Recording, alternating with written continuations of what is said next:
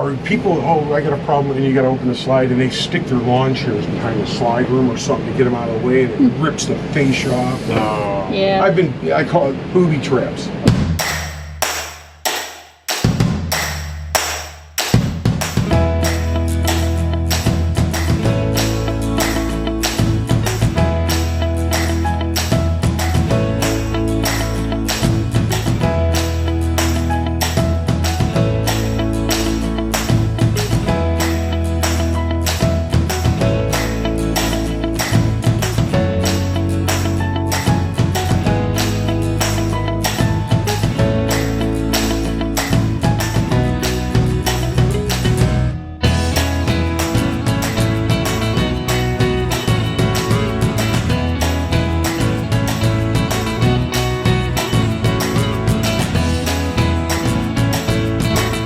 This is part 2 of our Holiday Rambler walkthrough from RV Country.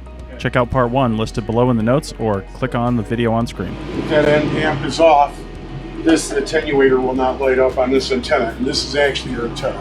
And you should probably point it forward when you're traveling.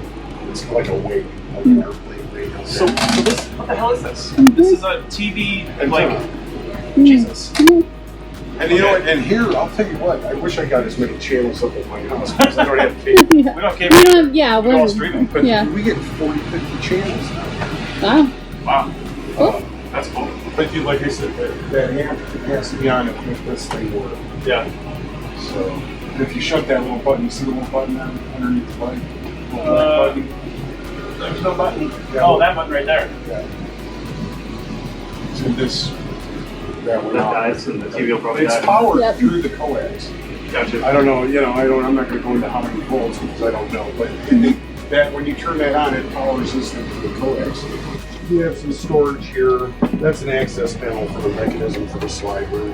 And Okay. you have, obviously, you have a table that sticks probably between the drivers and the passenger seat up there. This closet may be big enough for a washer and dryer. I've wondered about that. But I don't see the plumbing in place. No.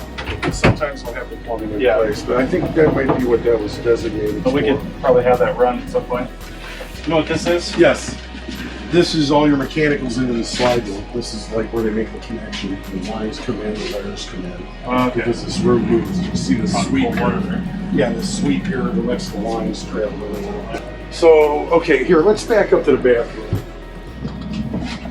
So anyway, you got a shower in the corner. This is basically just a cabinet. There's obviously something in here. See this hatch opens up. What? Probably it might have something to do with the slide room or the fireplace even on that side. Sure. Connections, plugs. Sure. How do the step toilets work? There's a bathroom key. Okay. I've actually never used an RV toilet. Really? Yeah. Just like riding a bike. I know, Anyway, I bet. That's it? That's it. Yeah, and it should retain a little water. Now you can crack this thing and fill the bowl. Oh, gotcha. And the hose back there, is it what I think it is? Yes. Okay. In case you're sloppy, in case your wife can vouch. Oh, I figured it was a bidet. You just kind of reach it back. Ooh, we got a little bit of a whip. Stuff. Another access panel. This is your shower faucet, probably. Yeah. To get to the plumbing behind the shower. Okay. Moving right along. Yeah, this thing's going to open up into something. Yeah, I saw it just kind of lays down. Yeah, a futon. Yep. And again, this one probably pops up too. Oh my god, it totally does. Holy crap. And that dinette drops in. Yeah. For like children? Yeah, I I can't guess. sleep there. Okay, the refrigerator. This is a Dometic gas electric refrigerator. It'll actually switch from gas to electric depending on what's available if it's in the auto mode. You can make it gas only if you want as well. Ours came with rails for the shelves that can go down when you're stopped for a while. That's pretty cool. Also, we've heard a lot about turning off the refrigerator when you're driving and not running it on the gas. However, on hot days, the temperature in the refrigerator can get up to almost 50 degrees Fahrenheit, so we've just been leaving it on. I think with these newer coaches, it's not as much of a problem as with the older ones, because this refrigerator will run at multiple levels, and which I mean whether it's level or not, and the gas never seems to have an issue. LP gas. Okay. Then if it says LP, it's LP only. Okay. Go back to the auto setting. And then if you lose your AC power, it'll switch to. Okay. Wonder how long this thing would run on a tank of propane. And once it's cold, Cooler. it doesn't take much.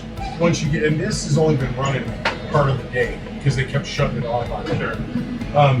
You see it's already kind of frosty, right? So usually a lot of people ask, well, how does the refrigerator work? You know, how does burning LP make cold, air? Oh, But what it does is it's a boiler and it sucks.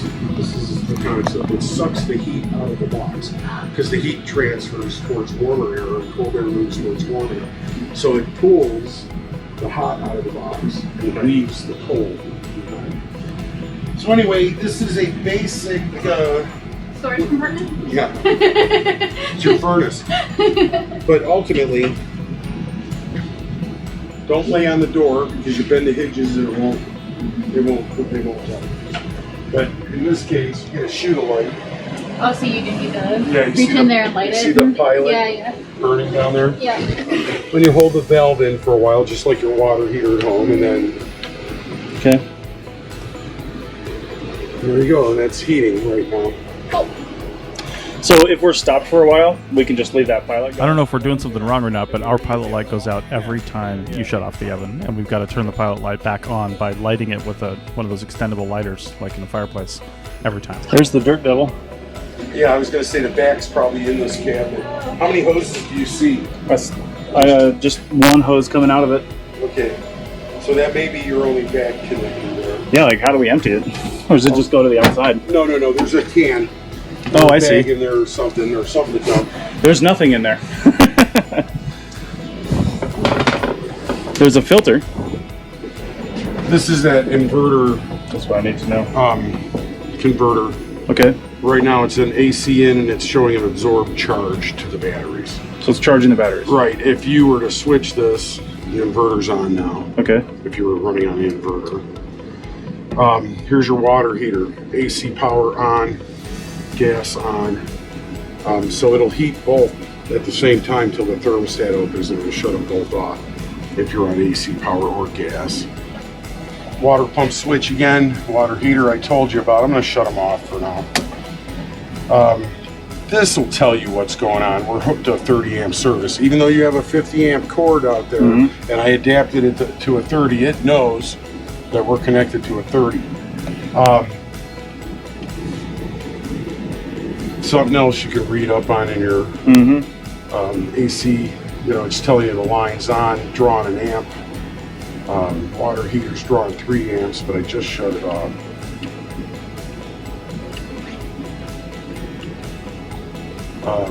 Line neutral, it's telling you line one and line one equals line 2. So that means you got the same voltage on each side.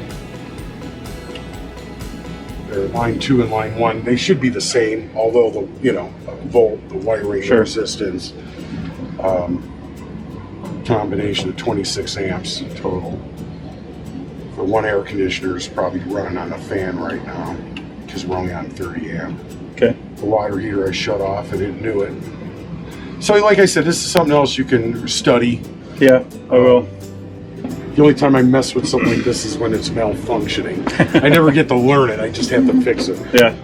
Slide rooms, 1, 2, and 3 here. These 2 here are the front. I'm gonna just bump them, so don't panic. Oh, the engine has to be running. Oh, right, we're not And running. the parking brake set. But these are the slide room controls. We'll give them a try after we get we'll go start the engine.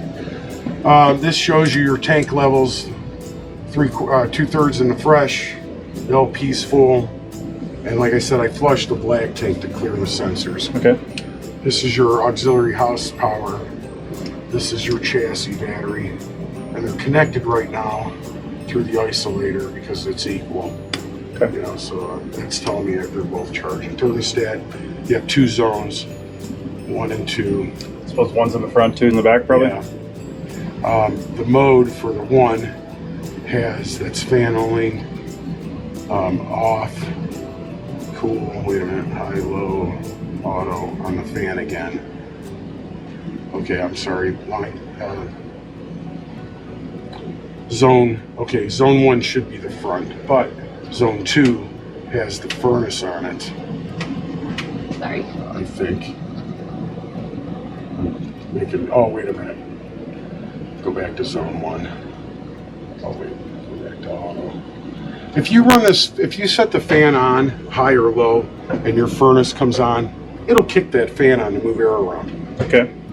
People go, why is my air conditioner running? It's because they have the setting in here. Right, they got the fan on and it comes on with the furnace. And they think, oh my God, why is my air conditioner running when I have the... But you go to system, go back to zone 1, system, heat. And then it'll, you have gas heat, electric heat. So it may have a heat pump in that front one also, in the front air conditioner. Yeah. It may have a heat pump. Heat off. Gas, electric, off, system, off, back to cool. Okay. Mode. You got your fans on high or auto. Okay. Best place to leave it if you don't want to worry about it. And then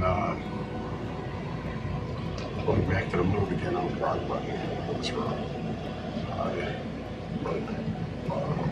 And then I think this is fan only. See how fan only, high, low, auto. Oh, high, low, off. But if you go high or low, it'll come on with the furnace. But if you go back to the air conditioner, that's separate. But put the fan on auto, if anything, when the air conditioner's on. Okay. That way it'll only come on when it's actually needing to come on. Okay. And we'll go over the slides. Yeah, we'll go over the slides. We got to start the engine for that. Nick starts talking about the stovetop next. Just a quick note here, if you have a smaller pan, you can probably leave the back cover on when just using the front burner. It doesn't seem to get too hot. We have a larger cast iron pan and usually have to take the back cover off because the pan's next to it and it gets hot, and that means moving our coffee maker too. So we don't need to get a smaller coffee maker, we need a smaller pan. Also, you need to take the back one off if you're using the oven because the vent for the oven is right there.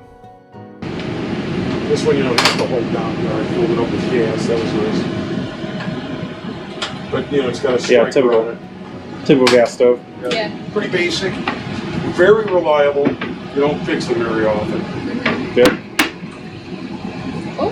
Is this, and I don't know if this is a convection. Yeah, this is a convection oven. Yeah. Which I've never used. So you probably know more about a convection oven than I do.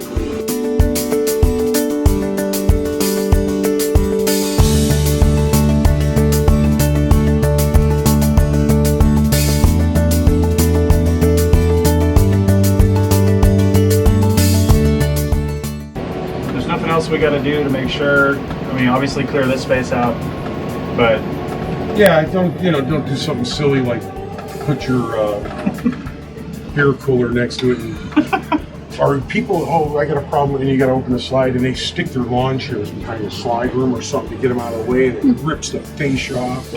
Yeah. I call it booby traps. Yeah. I've triggered a few of them. You should have enough room to weasel out of here when you're done. If you want, go ahead and hit the in button. I don't remember which one's which. Guess we'll see. I'll start with the bottom one. Sounds like it's that one. That's supposed to be that squeaky? And those are actually high torque motors whining. Actually. Oh. That's not a squeak. That's the That's the little gearbox is singing it. And there, it groans to stop. Okay.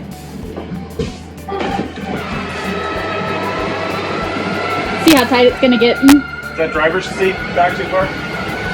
The driver's seat is easy to forget. We've done it a couple times now, and it gets real close, and we've actually rubbed up against the leather on the back of the seat. So be sure to put that driver's seat forward every time you stop and you plan on putting the slides out or pulling the slides back in. A lot of these newer, fancier motorhomes are putting the switches right on the seat. So you're standing right here when you're doing it, and you're going to see it.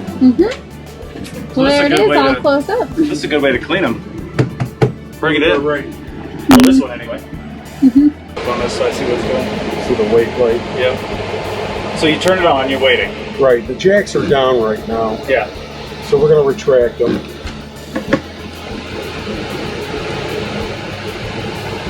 And I know we were sitting on a pretty good, this isn't an excessive slope. If you're on an excessive slope, it'll tell you and it'll fail. and you can block it a little bit, maybe compensate. That'll come with, you know, experience. Sure. The jack down light will go out. If you put it in gear right now, it'll flash an alarm and carry on and chirp at you. And it'll automatically start retracting the jacks if they're down. So they take their own sweet time with it. But they're on a spring too, so in the cold weather, they're going to move a little slower too because of the hydraulic oils on the cold side. So it could take, you know, it could take a few minutes sometimes for them to completely retract. Okay, so it's retracted, and before you set the rooms, there's probably a good time to level it. You may even re-level it because once you get the rooms out, it might cock it a little bit. But I noticed too, like the last move it made, it showed me a right side light here, and then I just set it on manual once and I bumped it just to level it. Jacks are up and it's now re-leveling itself Yes. driving. Yes, it's re-leveling itself. No, this is setting them back on the ground. Oh, so you hit auto and it's leveling and It's then extending the jacks. Right, it's leveling the coach again. And manual, you would just hit the left, front, right, rear. Yes, you would want to hit do the yourself. side if you were going to adjust it. And there's just 4 jacks? Yes. So when you say left, it's like lowering both the left ones. If you say front, it's lowering both the front ones, that kind of thing. Yeah. See, it's trying to get that last. And if you're moving around in here a lot, it'll screw it up. Yeah, it will. Okay, so we're level. Okay. Green light. And then the retract all again. I have seen people in videos putting those little blocks under not only the jacks, but the tires as well once they get it jacked up. Does that make any sense? Well, here, if you're trying to level a coach manually or a trailer or something, it pays to pull it up on blocks. These things, if you're sitting on enough of a slope and you run out of stroke, it'll give you an excessive slope fault. Okay. And you almost have to block it to get it level. So that's in slope situations. You don't really want to be picking the thing up off the ground with the jacks. Right. You know, then you, like for maintenance or anything like that, you don't want to be working underneath this thing sitting on those jacks. Just relying on those, yeah. Right, Yeah. because, you know, they're only for stabilizing and You leveling. want jack stands under And there. technically right now, if we leveled it again, the tires would still be touching the ground, Yeah. even though it just kind of leveled the suspension. Okay. But, you know, being safety-minded, yeah, you don't want to be like, relying on that jack. Sure. Yep. These are your battery disconnects. You remember those 2 relays I showed you in the back inside the box? This is, wait a minute. Okay. We're still plugged into shore power, but that's the house power. You hear the click? Mm-hmm. That was the chassis battery coming back on. So what's the... All right, we're buttoned up. We close everything up. We've got the jacks raised up. What is the... I've just stopped. I've pulled into a spot and I'm done for the night. What is the order of operations and the procedure that we should try to follow? Yeah. I would set the levelers first. Okay. And then run the rooms up. And then you're hooking up your hose and your cable and your hoop hose. Now, step back a step. So I just shut the keys off. What power systems do I need? Well, I guess I need to have the engine on to run the rooms out. No. Right? Yes. Okay, so before we turn the engine off, we said we level, we run the rooms out, and then we want to put power inside here. We just turn it on with these switches down here. Yep, that's your house power. And actually, the rooms may not run. The rooms may not run without that switch on.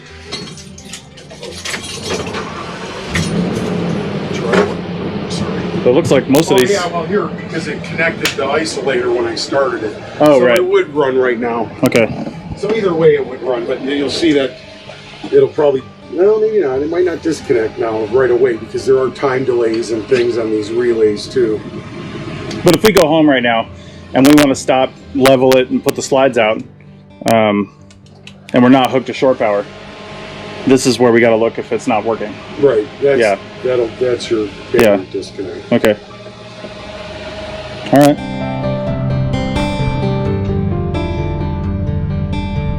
Well, there she is. Don't have a name for her yet, but I'm sure something will come to us. This is Chris's first time driving one of these babies, so we'll see how that goes. All the way here.